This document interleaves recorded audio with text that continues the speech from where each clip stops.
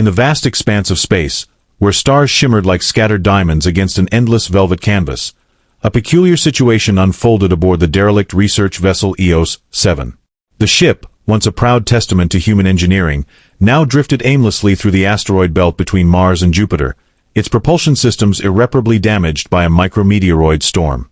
Inside this floating tomb, two beings from worlds apart found themselves bound together by circumstance and survival. Captain Marcus Hale, a seasoned astronaut in his early 40s, had spent 15 years navigating the cold reaches of space. His weathered face bore the marks of countless missions, each wrinkle telling a story of triumphs and near disasters. As he floated through the dimly lit corridors of the EOS-7, his breath fogging the visor of his helmet, he couldn't help but reflect on how his life's journey had led him to this moment. The mission had been straightforward, routine maintenance of deep space telescopes, until fate intervened with cruel precision. From another corridor emerged Xylora, the last person Marcus expected to encounter in this desolate region of space. Her presence was otherworldly, her slender form wrapped in flowing garments that seemed to defy gravity even in zero-G. Her skin shimmered with an iridescent quality, shifting colors with every subtle movement, while her eyes, large and almond-shaped, glowed with an inner light that made direct contact almost impossible.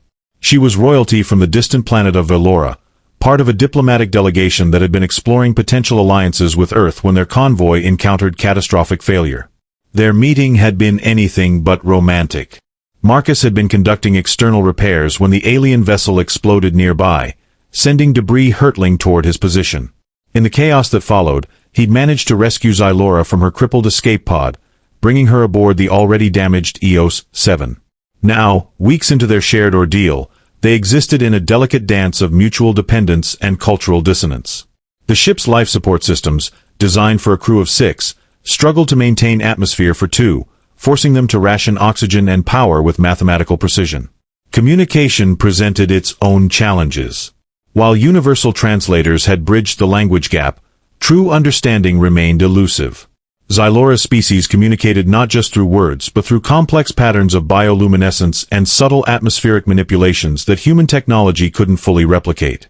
Marcus often found himself staring at her glowing form, trying to discern meaning in the shifting hues across her skin, while she studied his facial expressions with equal intensity, attempting to decode human emotional cues. The isolation weighed heavily on both survivors, though they processed it differently. Marcus maintained a rigid schedule of maintenance tasks and system checks, finding solace in familiar routines. Xylora, accustomed to the communal nature of her society, seemed to struggle more profoundly with the enforced solitude. She would spend hours gazing out of the observation windows, her luminous form casting ethereal reflections across the walls as she contemplated the infinite void beyond. Yet despite their differences, a fragile bond began to form between them. It started with practical considerations, sharing meals of rehydrated rations, coordinating emergency procedures, discussing strategies for attracting rescue vessels. But gradually, these interactions evolved into something deeper. They discovered common ground in their appreciation for star charts, though their interpretations differed vastly. Marcus showed her ancient constellations named by Earth civilizations, while Xylora revealed her people's intricate stellar maps that incorporated gravitational waves and cosmic radiation patterns. As days stretched into weeks, the physical proximity necessitated by their circumstances began to blur professional boundaries. Their sleeping quarters, separated only by a thin bulkhead, became spaces where private thoughts and emotions seeped through the walls. Marcus would lie awake, listening to the soft hum of Xylora's breathing exercises, a Valoran meditation technique that created gentle vibrations throughout the ship. In turn, she would sense his restlessness, his occasional muttered curses as he wrestled with insomnia or nightmares about past missions gone wrong. The tension between them grew palpable, manifesting in stolen glances during their daily routines and lingering touches when handing tools or supplies. Yet neither dared to acknowledge what simmered beneath their forced composure. For Marcus, the weight of interspecies protocol and military discipline pressed heavily against his growing feelings. For Xylora, whose culture viewed emotional attachment through entirely different lenses, the experience was equally confusing and compelling. Her people's concept of intimacy involved complex energy exchanges and telepathic connections, making human courtship rituals seem simultaneously primitive and fascinating. Through the ship's portholes, they watched as Earth grew smaller and smaller, a pale blue dot receding into the distance. This shared perspective created moments of profound connection, where their individual struggles seemed insignificant against the backdrop of infinity. During one such moment, as they floated side by side in the observation deck, Xylora extended a trembling hand toward Marcus's cheek. He froze, unsure whether to interpret the gesture as friendly concern or something more. The air between them crackled with unspoken possibilities, heavy with the knowledge that their isolation might last indefinitely. Their days settled into a rhythm dictated by necessity rather than choice. Each morning began with a careful inventory of remaining resources: oxygen levels, water reserves, food supplies. Marcus took charge of mechanical systems, his calloused hands moving with practiced efficiency over control panels and repair kits. Xylora, meanwhile, adapted her species' advanced biological knowledge to monitor environmental conditions, her sensitive skin detecting minute changes in air composition that human instruments might miss. Mealtimes became sacred rituals, the only moments when their schedules naturally aligned. They sat across from each other in the cramped mess hall, their movements synchronized by months of shared experience. Marcus learned to appreciate the subtle flavors of Valoran nutrient supplements, which Xylora prepared using their limited ingredients. In return, she developed a taste for Earth's preserved foods, particularly fascinated by freeze-dried fruits that expanded dramatically when rehydrated. These simple pleasures provided brief respites from their predicament, moments when survival felt less like a struggle and more like an adventure. Yet beneath this surface harmony lay currents of tension that neither could ignore. The close quarters amplified every sound, every movement. Marcus noticed how Xylora's bioluminescent patterns intensified during moments of stress, creating beautiful but distracting displays across the ship's walls. She, in turn, became acutely aware of his physiological responses: the increased heart rate when their paths crossed unexpectedly, the slight tremor in his hands when passing her tools during repairs. Their attempts at maintaining professional distance faltered with increasing frequency. During one particularly tense repair operation in the engine room, Marcus found himself steadying Xylora as she floated too close to exposed wiring. The contact lingered longer than necessary, his gloved hand resting against her forearm while her skin pulsed with iridescent waves. Neither spoke, but the air between them thickened with unspoken awareness. Such moments occurred more frequently now: accidental brushes in narrow corridors, lingering eye contact during status updates, synchronized breathing patterns during shared tasks. The psychological strain manifested differently for each of them. Marcus buried himself in work, obsessively checking systems that didn't need checking, running diagnostics that produced the same results time after time. At night, his dreams were filled with images of home: Earth's blue skies, the comforting weight of gravity, the sound of rain against window panes. He woke often, sweating in his sleeping bag, to find Xylora's glow illuminating the bulkhead between their quarters, evidence that she too struggled with sleep. Xylora's coping mechanisms were more mysterious. She began spending hours in the cargo bay, arranging and rearranging storage containers into intricate patterns that seemed to follow some internal logic Marcus couldn't grasp. When he asked about it, she explained through the translator that she was attempting to recreate elements of Valoran architecture, structures designed to channel and focus energy flows. Watching her work, Marcus realized these arrangements weren't just artistic expressions but desperate attempts to maintain connection with her home world, to preserve some fragment of her identity in this alien environment. Their shared experiences began to create new forms of communication beyond words. They developed a system of hand signals for basic needs, supplemented by Xylora's ability to modulate her skin patterns to convey urgency or caution. Marcus learned to read these visual cues instinctively, his brain adapting to interpret colors and shapes as effectively as spoken language. This silent dialogue proved invaluable during emergencies, allowing them to coordinate actions without verbal instructions that might waste precious seconds. Yet with each passing day, the line between professional partnership and something deeper blurred further. Their conversations expanded beyond technical matters to include personal stories, childhood memories, cultural traditions, hopes for the future. Marcus found himself sharing details about his life on Earth that he'd never discussed with anyone, while Xylora revealed aspects of Valoran society that went far beyond official diplomatic briefings. These exchanges created a tapestry of understanding between them, weaving together threads of two vastly different worlds. The ship's artificial gravity generator failed suddenly on their 84th day adrift, plunging them into complete weightlessness. As they floated helplessly among drifting objects, Marcus instinctively reached for Xylora, pulling her to safety as loose equipment tumbled around them. The intimate contact sparked something neither could contain. Their faces mere inches apart, breath mingling in the recycled air. Time seemed to stand still as they hovered there, suspended between danger and desire, until the crisis demanded their attention. In the aftermath of the gravity failure, their interactions changed subtly but significantly. Routine tasks carried new layers of meaning, each shared glance weighted with possibilities they dared not voice. During emergency repairs, their bodies moved in synchronized harmony, anticipating each other's needs without conscious thought. The physical barriers imposed by their different physiologies seemed less insurmountable with each passing day, replaced by a growing awareness of shared humanity, or perhaps something transcending mere species boundaries. Marcus caught himself watching Xylora more frequently, noting how her bioluminescent patterns responded to his presence, how her movements became more fluid when he entered a room. She, in turn, seemed to anticipate his moods, adjusting her own behavior in ways that suggested a deepening understanding of human emotional states. The ship's confined spaces no longer felt suffocating but intimate, each corridor and compartment charged with unspoken potential. Their nights became increasingly restless. Marcus would lie awake, listening to Xylora's breathing patterns through the bulkhead, imagining the colors playing across her skin in the darkness. She, unable to sleep, would float silently outside his quarters, drawn by some force neither understood nor resisted.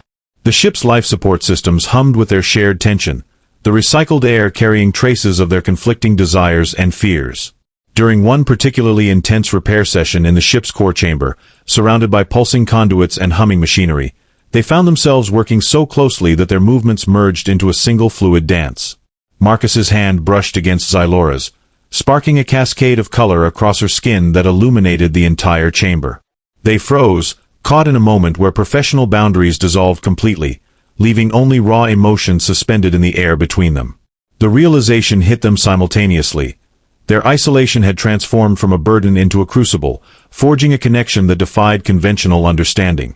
The vast emptiness surrounding their tiny vessel seemed to amplify their bond rather than diminish it, creating a space where traditional rules and expectations lost relevance. Yet even as they acknowledged this truth, the question remained. How long could they maintain this delicate balance before the pressure of their circumstances forced them to confront what lay beneath their carefully maintained facades? As their situation grew more precarious, the emotional landscape between them shifted unpredictably. One evening, while monitoring the ship's dwindling power reserves, Marcus noticed Xylora's bioluminescent patterns fluctuating erratically, a sign of distress he'd come to recognize. Without thinking, he placed a hand on her shoulder, feeling the warmth radiating through her translucent skin. She turned to face him, her eyes reflecting the dim emergency lighting in a way that made his breath catch. The moment stretched taut, charged with possibilities neither dared to articulate. Their daily routines became infused with these electric encounters, each more intense than the last. During a critical systems check, they found themselves trapped together in the engineering bay when an automated door malfunctioned. The confined space amplified their awareness of each other's presence. The subtle scent of her skin, the way her body heat seemed to fill the small compartment. Marcus focused intently on the repair manual displayed on his tablet, but his peripheral vision kept catching glimpses of her shifting colors, each hue conveying emotions he was beginning to understand instinctively. Food preparation sessions transformed into intimate rituals. Xylora taught Marcus how to prepare Valoran nutrient blends using their limited supplies, her hands guiding his through the precise motions required to activate certain chemical reactions. The physical contact sent waves of color racing across her skin, patterns that seemed to resonate with his own physiological responses. The ship's failing systems forced them into closer proximity than ever before. When the primary environmental controls degraded further, they had to share the same living quarters to conserve heat and oxygen. The arrangement tested their resolve, each night bringing new challenges as they tried to maintain appropriate distance within the cramped space. Marcus would wake to find Xylora floating mere inches away, her skin glowing softly in the darkness, creating pools of colored light that danced across the walls. Their conversations delved deeper into personal territory, revealing vulnerabilities neither had anticipated. Xylora shared stories of Valoran courtship rituals, explaining how her people formed bonds through shared energy fields and telepathic connections. Marcus listened intently, realizing how their forced isolation mimicked some aspects of her culture's mating practices. The emphasis on shared space, synchronized rhythms, and gradual emotional alignment. These revelations added new layers of complexity to their interactions, each shared detail blurring the lines between cultural exchange and personal attraction. Emergency situations brought their physical connection to new heights. During a sudden decompression scare, Marcus instinctively pulled Xylora into an equipment locker, their bodies pressed together as the ship's alarms blared. The intimate confinement triggered a cascade of bioluminescent responses from her, waves of color washing over them both in the darkness. When the crisis passed, neither moved immediately, caught in the aftermath of adrenaline and something more profound. Their professional duties became increasingly difficult to separate from their growing emotional entanglement. System checks and repair operations required coordination that felt more like choreographed dances, their movements synchronized to a degree that bordered on telepathic. Marcus found himself anticipating Xylora's needs before she expressed them, his hands reaching for tools she required moments before she requested them. She, in turn, seemed to sense his fatigue or frustration, adjusting her approach to accommodate his state without needing verbal cues. The psychological toll of their situation manifested in unexpected ways. Marcus began experiencing vivid dreams where Earth's gravity felt foreign, where Xylora's presence felt more natural than his own reflection. Upon waking, he would find her already awake, her glowing form suggesting she too had been affected by similar nocturnal visions. They developed a ritual of sharing these dreams during their morning status checks, finding comfort in how their subconscious minds seemed to be processing their unique circumstances in parallel ways. Their shared vulnerability reached new depths when Xylora fell ill, her body struggling to adapt to prolonged exposure to human atmospheric conditions. Marcus tended to her with a mixture of medical protocol and instinctive care, learning to interpret the subtle changes in her bioluminescent patterns that indicated her condition. As he monitored her recovery, sitting vigil beside her makeshift sickbed, he realized how deeply invested he had become in her well-being. The experience stripped away any remaining pretense of maintaining professional distance, leaving only raw emotional connection. Yet even as their bond strengthened, the question of sustainability loomed larger than ever. The ship's resources continued to dwindle, forcing them to make increasingly difficult decisions about rationing and conservation. Each choice carried implications for their relationship. Would they have enough air to continue their dance of discovery? Enough power to maintain the environmental conditions necessary for their coexistence? The practical realities of survival intertwined inexorably with their emotional journey, creating a complex web of dependencies that neither could untangle. Their isolation had transformed from a test of endurance into a crucible of transformation. Every shared moment, every challenge overcome, every barrier broken down between their species seemed to forge a new kind of connection, one that defied easy categorization or conventional understanding. The vast emptiness surrounding their tiny vessel served as both prison and sanctuary, containing their growing bond while amplifying its significance against the backdrop of infinity. As they floated together in the observation deck, watching yet another rescue window pass without contact, Marcus felt the weight of their situation settle heavily upon him. The stars beyond the viewport seemed to mock their predicament, their eternal dance indifferent to the drama unfolding within the fragile metal shell. Xylora's hand found his, her skin pulsing with colors that needed no translation. In that moment, suspended between hope and despair, they both understood that their resistance was reaching its limit. But what lay beyond that threshold remained as mysterious and terrifying as the void that surrounded them. The moment their hands touched in the observation deck, something fundamental shifted between them. The carefully constructed barriers they'd maintained for months crumbled under the weight of their shared vulnerability. Marcus felt Xylora's energy coursing through her skin, a tangible current that seemed to resonate with his own nervous system. Her bioluminescent patterns weren't just colors anymore. They were a language he could feel in his bones, each pulse and ripple conveying emotions more profound than words could express. Xylora, in turn, experienced Marcus's presence in ways that transcended her species' usual sensory perceptions. His human warmth radiated through her translucent skin, triggering responses in her body that confused and exhilarated her simultaneously. The rigid protocols of Valoran courtship, which emphasized gradual energy alignment over years, seemed laughably inadequate in the face of their accelerated connection.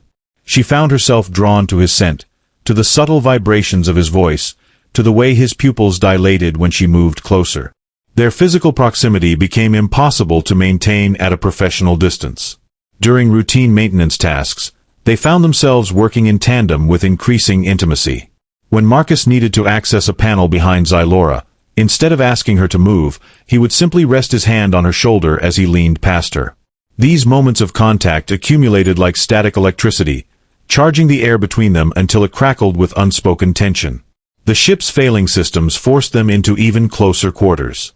When the temperature regulation failed in the engineering bay, they had to share the same sleeping bag to conserve body heat. The experience was both torturous and revelatory. Marcus discovered how Xylora's body generated gentle waves of warmth that synchronized with his own metabolic rhythms. She learned that human touch could trigger cascading responses in her nervous system, creating sensations her people had never documented in their extensive biological studies. Their communication evolved beyond anything either species had previously experienced. Xylora began to understand Marcus's emotional state through minute changes in his pheromones and muscle tension, while he developed an intuitive grasp of her moods by interpreting the complex interplay of colors across her skin. They created a hybrid language that combined human gestures with Valeran light patterns, allowing them to express concepts neither culture had words for. Yet this deepening connection came at a cost. Their individual identities began to blur at the edges. Marcus caught himself thinking in terms of we rather than I, his decisions increasingly influenced by consideration of Xylora's needs and perspectives. Xylora found her royal training, which emphasized attachment and duty, becoming harder to maintain as her personal feelings for Marcus overwhelmed her sense of protocol. The psychological strain manifested in unexpected ways. Marcus started experiencing vivid hallucinations where Earth's gravity felt alien, while Xylora's weightless form felt natural and comforting.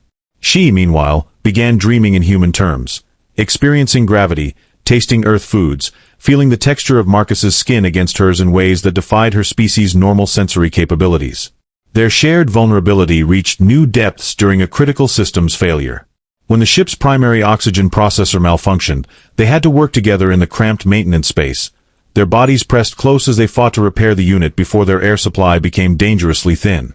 The crisis stripped away any remaining pretense of maintaining professional boundaries.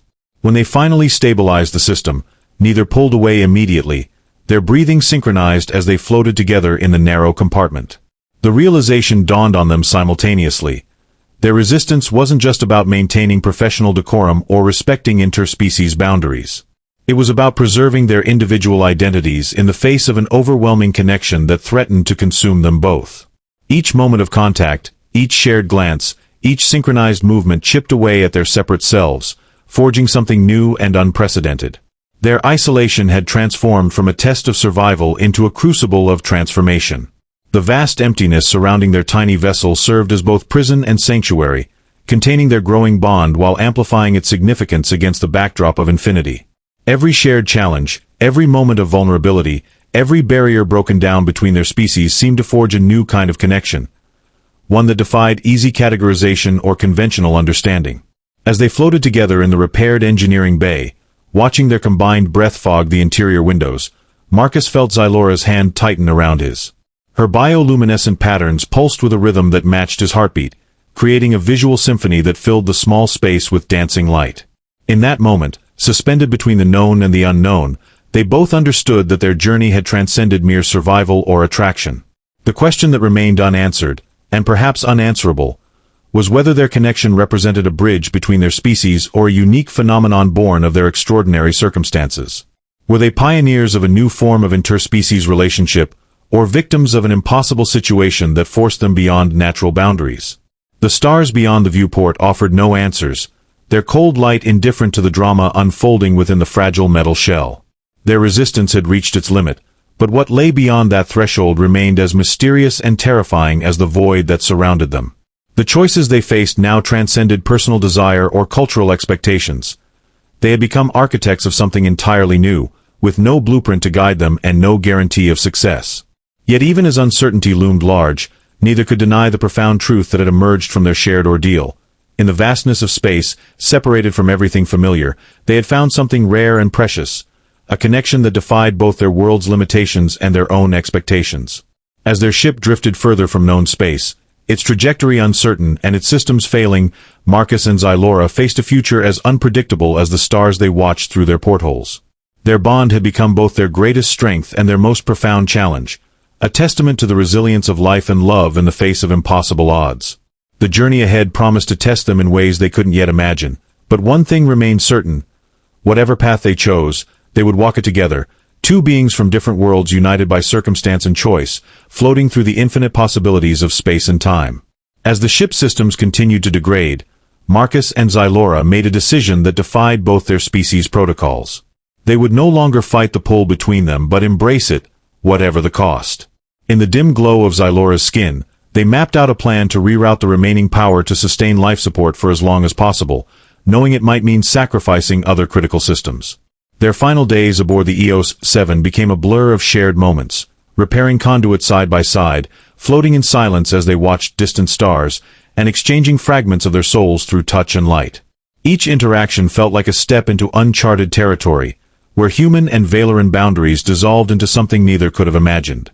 One night, as oxygen levels dropped dangerously low, Xylora pressed her hand against Marcus's chest, her bioluminescence flaring with an intensity that lit up the entire cabin.